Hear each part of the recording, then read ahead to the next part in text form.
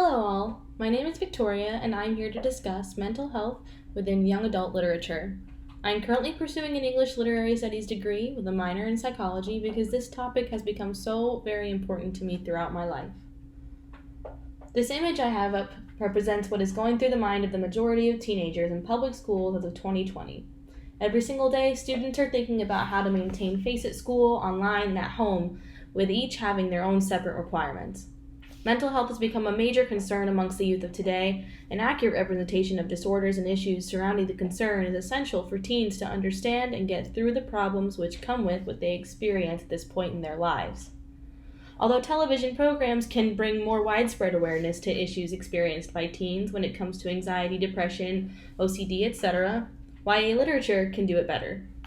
Many novels in this genre, even if their main goal is not to bring attention to mental health, do so by being realistic with the feelings of teenage characters and providing a real sense of help or coping throughout the novels. There needs to be more attention brought to the concrete aid that can be provided to today's youth and teens through more access to books like Turtles All the Way Down by John Green, The Perks of Being a Wallflower by Stephen Chbosky, and Life Inside My Mind, edited by Jessica Burkhardt. I read 2 of these books in high school and the others just after I graduated, and they even helped me work through some issues of my own. Throughout my time in high school, I added every club and event I could in addition to my schoolwork just to distract myself from the intense anxiety I felt every single day for what felt like no reason. Novels were my sanctuary throughout this difficult time in my life, and continue to be. YA literature with themes concerning mental health, like ones by popular YA author and YouTube content creator John Green, were the most common books you could find me reading throughout my depressive episode for my sophomore year of high school. Literature is a classic outlet for those experiencing troubling times, and novels which focus their attention on mental health are few, but they are strong and encourage others to write about these difficult topics. If more teens were reading novels with overtones of mental health and books bringing attention to the reality of issues like OCD and PTSD to life, it could make the pain of going through struggles at such an early age way more manageable. There are 3 key things YA literature could aid with: depression and anxiety due to depression, bringing humanity to the adults in their lives, and disorders not directly associated with depression and therefore not represented enough in popular media.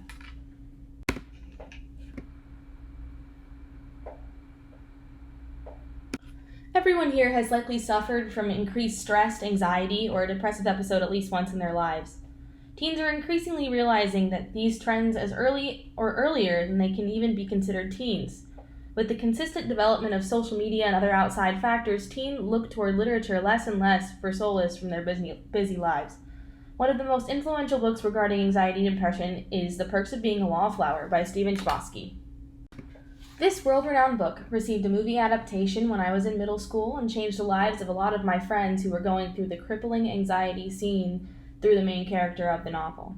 Creating the movie adaptation caused a lot of people to read the book, resulting in a closer understanding of what they felt day to day, even if their experiences were not the same as the protagonist in The Perks of Being a Wallflower. A good friend of mine in the last few years wanted to take his life, but this book was able to help him sort and compartmentalize the overwhelming amount of feeling and the lack of true emotion he faced every day. The realistic way this novel describes the thought tunnels and what it feels like to not be in control allowed my friend to work through his problems and come out the other end stronger. Many YA authors are in their mid to late 30s, and they go through anxiety, depression, and other disorders just like the teens reading their books. This humanity the authors bring to adults in saying that they can have problems too is invaluable. A popular author named Ned Vizzini is the writer of popular novel Be More Chill, which recently ended a run as a Broadway musical. But he also is no longer with us. In 2013, less than 10 years after he published Be More Chill, Ned Vizzini took his own life. Although this is a very touchy subject for many, I bring it up because for those teens who feel they wish to do the same, they can see that it could get better if they just wait a couple days, a couple months. After his death, Ned Vizzini's work exploded in ways no one could have seen coming, and this knowledge could talk a depressed teen off the ledge during this difficult time in their lives. Another well-known author who struggles every day is John Green, who struggles with obsessive-compulsive disorder. This successful YA author has written several books which also received adaptations, like The Fault in Our Stars, Looking for Alaska, Paper Towns, and Let It Snow, which was co-written by authors Maureen Johnson and Lauren Miracle.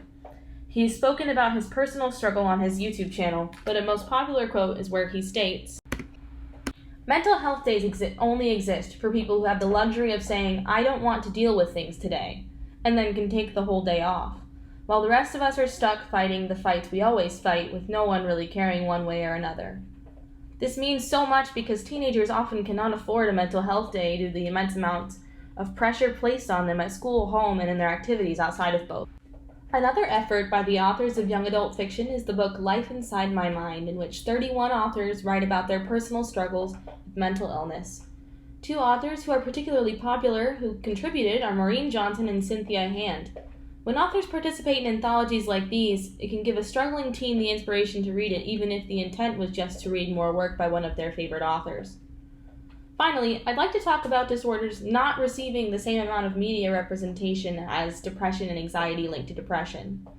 The aforementioned author John Green published a novel entitled Turtles All the Way Down, which is about a girl with OCD and anxiety linked to her compulsions and intrusive thoughts associated with OCD. This novel is unlike many already published because it showcases incredibly lifelike descriptions of what a person with OCD has to go through every day. If there was more representation of these disorders, OCD, bipolar disorder, ADD, ADHD, etc., there would be more visibility and response, more better treatment, whether it be by classmates, parents, or just allowing the teens to give themselves some slack for feeling the way that they do. Turtles All the Way Down has an amazing description of what it's like to go down a thought tunnel, and many teens experience this strife throughout their days at school, in their extracurricular activities, and at home when they have to hear their parents talk to them about good and bad things. If more stories were written and more teens were reading them, many more discussions would be taking place in regard to teens' mental health. I call all future writers who have a difficult story to tell your story. I call all parents who want to be closer to their kids to read these books with or without them and understand that mental health is a real concern to many teens.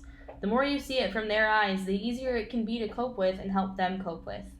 I call the teens to put aside the phone, turn off the TV, and really connect with themselves through the discovery of literature and see if that can help them deal and manage with what they have to go through every day in their lives.